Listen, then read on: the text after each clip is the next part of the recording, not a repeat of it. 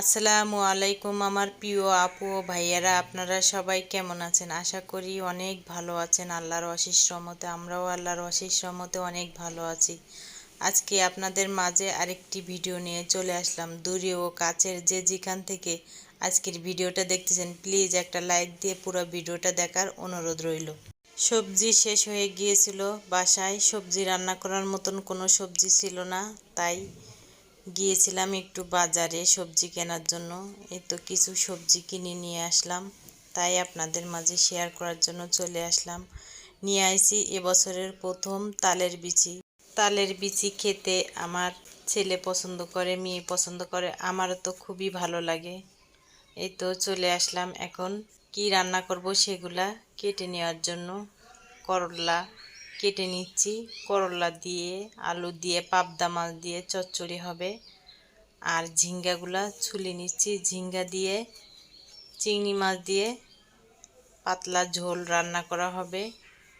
ঝিঙ্গা দিয়ে চিংড়ি মাছ খুবই ভালো লাগে খেতে, আর সবজিটা অনেক ভালো, দেখেন টাটকা একবারে, খুব ভালো লাগে। ঝিঙ্গা দিয়ে চিংড়ি মাছ রান্না করলে খেতে খুবই ভালো লাগে, আমার কাছে তো ভালো লাগে, আপনাদের কাছে কেমন লাগে জানি না। যাই হোক, এখন আমি সবজিগুলা সব কেটে নিব। সবজি কেটে নেওয়া প্রায় হয়ে গিয়েছে। আজকেরই ডাঁটাগুলাও ছুলি থুই দেব। ডাঁটা আজকেরই রান্না করব না, কারণ কালকেরই তরকারি আছে কিছু, মাছ দিয়ে ইলিশ মাছ দিয়ে রান্না করছিলাম সেগুলো আছে, তাই অত কিছু রান্না করব না।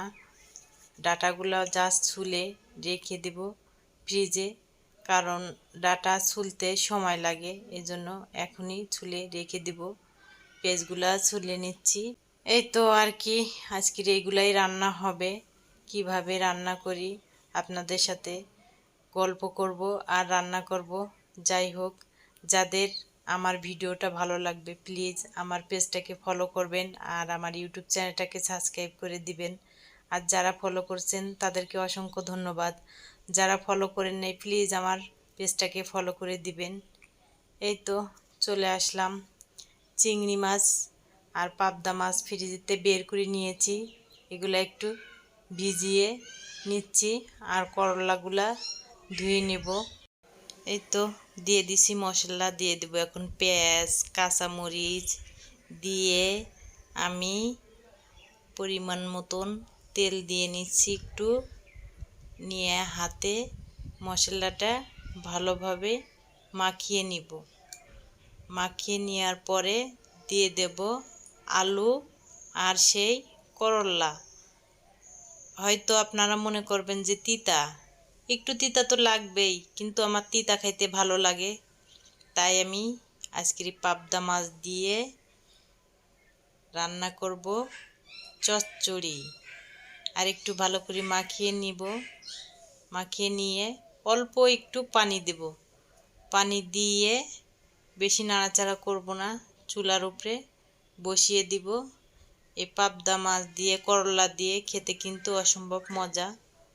চলে আসলাম চুলায়, পাবদা মাছটা বসিয়ে দিয়েছি, পাশের চুলায় তেল দিয়ে নিচ্ছি। কড়াইতে একটু পেঁয়াজ কাটা মরিচ কাটা দিয়ে দিচ্ছি, দিয়ে একটু নাড়াচাড়া করে একটু দিয়ে দিচ্ছি আদা রসুনের পেস্ট আর পরিমাণ মতন লবণ, হলুদের গুঁড়া, মরিচের গুঁড়া দিয়ে একটু নাড়াচাড়া করে কষিয়ে নিব।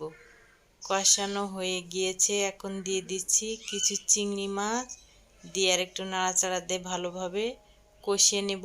আমি এখানে কোনো পানি আর দিব না, দিয়ে দিচ্ছি ঝিঙ্গাগুলা দিয়ে ভালো করে কষিয়ে নেব। নিয়ে রান্না করা হয়ে গিয়েছে, দেখেন এই যে আমি কিন্তু এখানে আর কোনো পানি দেই নাই, রান্না হয়ে গিয়েছে, এখন আমি নামিয়ে নেব।